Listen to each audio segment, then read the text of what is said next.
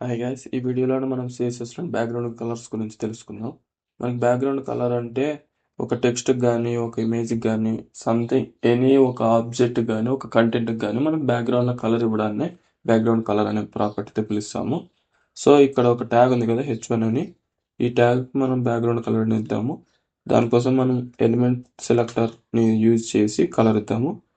మీకు BC అని కొట్టంగానే background colour అనే సజెషన్ చూపిస్తుంది. ఇలా క్లిక్ చేసి మనకి ఏ కలర్ కావాలంటే ఆ కలర్ రాస్తే ఆటోమేటిక్గా వచ్చేస్తుంది. సో వచ్చింది కదా, ఇలా వస్తుంది అనమాట. మనకి ఇది కొంచెం నీట్గా లేదు కాబట్టి మనం టెక్స్ట్ అలైన్ అనేది సెంటర్ పెట్టుకుందాం. సో ఇలా మనకి బ్యాక్గ్రౌండ్ కలర్ వర్క్ అవుతుంది. లేదా మనకి బ్యాక్గ్రౌండ్ కలర్లోన ఒకటే కలర్ కాకుండా చాలా కలర్స్ కావాలి అన్నప్పుడు అప్పుడు మనం కలర్ మిక్సింగ్ అనే ప్రాపర్టీకి వెళ్తాము. ఇందులోనే బ్యాక్గ్రౌండ్ అనే ప్రాపర్టీని యూజ్ చేసి దానికి వాల్యూ వచ్చేసి linear gradient and radial gradient అని మనకు రెండు ఉంటాయి అన్నమాట. అవి ఇప్పుడు చూద్దాము. లీనియర్ గ్రేడియంట్ ఫస్ట్ మనం బ్యాక్గ్రౌండ్ యూజ్ చేయాలి. బ్యాక్గ్రౌండ్ అనే ప్రాపర్టీకి లీనియర్ గ్రేడియంట్ అని యూజ్ చేసి ఇందులోనే మనకి ఈ ఫస్ట్ ప్రాపర్టీ వచ్చేసి డైరెక్షన్ అనమాట. డైరెక్షన్ ఇవ్వకపోతే డిఫాల్ట్గా హారిజాంటల్గా తీసుకుంటుంది. ఫర్ ఎగ్జాంపుల్ మనకు 45 degrees కావాలనుకోండి. 45 degreesలోన ఏమేం కలర్లు కావాలి, ఇక్కడ మనం చూసుకోవాల్సింది ఒక కలర్ ఇవ్వకూడదు, మోర్ దెన్ వన్ కలర్ ఇస్తేనే వర్క్ అవుతుంది అనమాట. So next green, next yellow ఇలా ఇచ్చాం కదా. ఇప్పుడు ఎలా వస్తుందో చూద్దాము. సో ఇలా వస్తుంది అనమాట. కలర్స్ అన్ని ఇలా 45 degrees ఇచ్చాం కాబట్టి స్లాంట్గా వస్తుంది. అదే 45 degrees మనం రిమూవ్ చేసామనుకోండి, హారిజాంటల్గా వస్తుంది ఇలా. సో అందుకని ఇక్కడ 45 degrees ఇచ్చాను. మీరు నెగిటివ్లో కూడా ఇచ్చుకోవచ్చు ప్రాపర్టీస్ని, డిగ్రీస్ వాల్యూస్ని. నెక్స్ట్ బ్యాక్గ్రౌండ్ రేడియల్ వాడదాం మనం ఇప్పుడు ఈసారి. రేడియల్ గ్రేడియంట్ యూజ్ చేద్దాము. Radial gradient. సో ఇక్కడ కూడా సేమ్, కాకపోతే లీనియర్ అనేది స్ట్రైట్గా వస్తే ఇది మాత్రం సర్కిల్ లాగా వస్తుంది. అది కూడా చూద్దాం మనకి ఎలా వస్తుంది అనేది. Degree, red, green, yellow. ఇప్పుడు చూద్దాము ఎలా వస్తుంది అనేది. Sorry, 1 minute. మనం ఇక్కడ మిస్టేక్ చేసాము. ఎందుకంటే రేడియల్ గ్రేడియంట్కి డైరెక్షన్ అనేది ఉండదు అనమాట, ఎందుకంటే అది సర్కిల్ లాగా వర్క్ అవుతుంది. సో ఇప్పుడు రీలోడ్ చేసి వస్తుంది చూడండి ఇలాగ అనమాట. అంటే ఒక సర్కిల్ షేప్లోన వస్తుంది అనమాట మనకి. సో ఇది రేడియల్ గ్రేడియంట్ గురించి. నెక్స్ట్ మనం బ్యాక్గ్రౌండ్ ఇమేజ్ గురించి చూద్దాము. సో దానికోసం మనం దీన్ని కామెంట్ అయితే చేసేద్దాం. Next background image. Background image అంటే మనకి ఆ టెక్స్ట్ బ్యాక్గ్రౌండ్లోన మనకి ఇమేజ్ రావాలి. సో దానికోసం ఈ బ్యాక్గ్రౌండ్ అనేది యూజ్ చేస్తాము. ఇక్కడ మనకి ఇమేజ్ లేదు, సో ఒక ఇమేజ్ని అయితే పేస్ట్ చేసేంత వరకు వెయిట్ చేయండి, 1 minute. ఇక్కడ ఇప్పుడైతే మనకి ఫోల్డర్లోకి ఇమేజ్ అనేది వచ్చింది. సో ఇక్కడ కనిపిస్తుంది కదా, ఈ ఇమేజ్ ఇచ్చామనుకోండి, ఆ టెక్స్ట్ బ్యాక్గ్రౌండ్లోనే ఈ ఇమేజ్ అనేది వస్తుంది మనకు. సో ఎందుకు రాలేదంటే మనం ఇక్కడ ఓన్లీ ట్యాగ్ మాత్రమే యూజ్ చేస్తున్నాం, కానీ మనం హోల్ బాడీకి యూజ్ చేస్తే వస్తుందండి. మీకు ఇప్పుడు చూపిస్తాను చూడండి.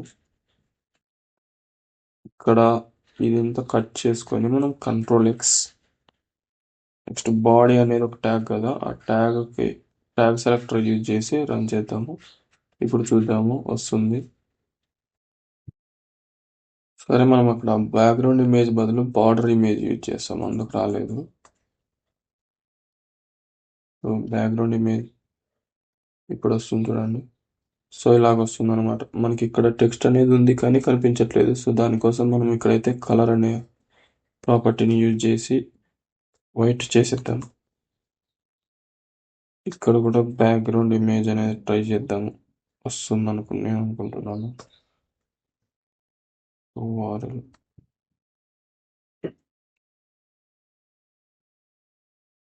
సో ఇలాగనమాట. టెక్స్ట్కి అయితే వర్క్ అవ్వదు, బట్ ఒక ఇమేజ్ అనేది బ్యాక్గ్రౌండ్ సెట్ అవ్వాలంటే మనకి అదొక విడ్త్ అనేది ఉండాలన్నమాట. ఒక పర్టికులర్ సైజ్ అనేది ఉంటే ఈజీగా వచ్చేస్తుంది. సో బ్యాక్గ్రౌండ్ ఇమేజ్లోనూ కూడా మనకి కొన్ని ప్రాపర్టీస్ ఉంటాయి. ఇంకా background repeat, no repeat, next background size, cover,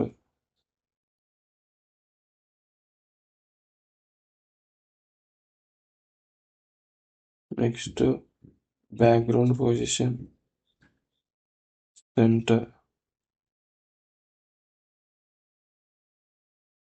next background attachment, fixed. ఈ ప్రాపర్టీస్ ఇచ్చినప్పుడు ఏమవుతుందంటే మనకి ఆ ఇమేజ్ అనేది స్టిక్కే అయిపోతుంది అనమాట. అంటే మూవ్ అవ్వదు మనకి ఎక్కువ కంటెంట్ ఉన్నప్పుడు. ఇప్పుడు అంటే మనకి ఏ కంటెంట్ లేదు కాబట్టి మూవ్ అవ్వదు. కానీ ఎక్కువ కంటెంట్ ఉన్నప్పుడు ఇమేజ్ కూడా కంటెంట్తో పాటు స్క్రోల్ చేసినప్పుడు స్క్రోల్ అవుతుంది. అవన్నీ స్క్రోల్ కాకూడదు, సైజ్ మళ్ళీ రిపీట్ కాకూడదు ఇమేజ్ అంటే ఈ ప్రాపర్టీస్ని కూడా యూజ్ చేయాలన్నమాట. సో మళ్ళీ మనకు ఒక షార్ట్ హ్యాండ్ ప్రాపర్టీ అనేది ఉంటుంది. అంటే ఇవన్నీ యూజ్ చేసే బదులు డైరెక్ట్గా ఒకే ప్రాపర్టీలోనే ఇచ్చేసేది అనమాట. దానికోసం మనం బ్యాక్గ్రౌండ్ ఇమేజ్ అనేది యూజ్ చేస్తాం.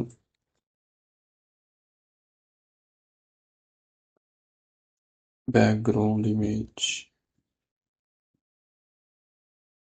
ఇందులోనే URL అనే అట్రిబ్యూట్ని యూజ్ చేసి ఇందులోకి ఇక్కడ మనం స్ట్రింగ్ ఫార్మాట్లో ఇచ్చుకోవాలి. నెక్స్ట్ ఇక్కడ నో రిపీట్ అని ఇవ్వాలి. నో రిపీట్ అంటే పైన ఉంది కదా మనకు బ్యాక్గ్రౌండ్ రిపీట్ అనేది, దానికి వర్తిస్తుంది అనమాట. స్పేస్ ఇచ్చి సెంటర్ అని ఇవ్వాలి. మళ్ళీ స్పేస్ ఇచ్చి ఫిక్స్డ్ అని ఇస్తే మొత్తం అన్నీ ఒకటే లైన్లోనే వర్క్ అయిపోతాయి అనమాట. ఇలా మనం బ్యాక్గ్రౌండ్ ఇమేజ్ని యూజ్ చేస్తాము.